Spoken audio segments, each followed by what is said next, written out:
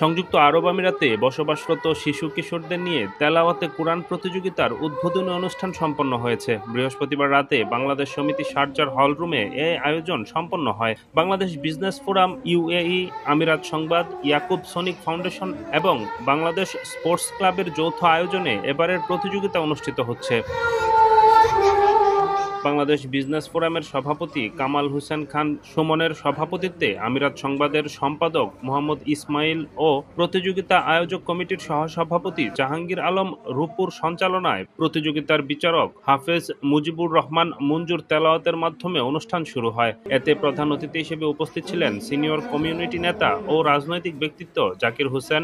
আয়োজনের উদ্বোধন করেন বাংলাদেশ সমিতি শারজার সভাপতি আলহাজ এম এ বাশার।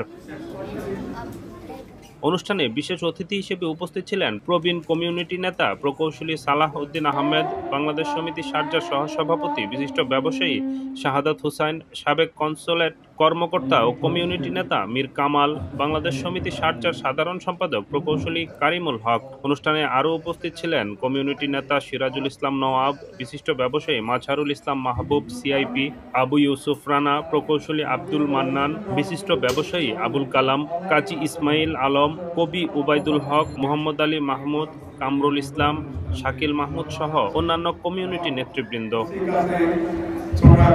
আগামী 22শে রমজান শনিবার আজমানের উম্মুল মুমিনিন উইমেন্স অ্যাসোসিয়েশন হলে মাসব্যাপী এই প্রতিযোগিতার মূল আসর অনুষ্ঠিত হবে। এবারের প্রতিযোগিতায় বিজয়ীকে 1 বছরের জন্য শিক্ষাবৃত্তি ও 3 গ্রুপ থেকে বিজয়ী 9 জনকে নগদ অর্থ প্রদান ও নগদ সম্মাননা স্মারক দেওয়া হবে।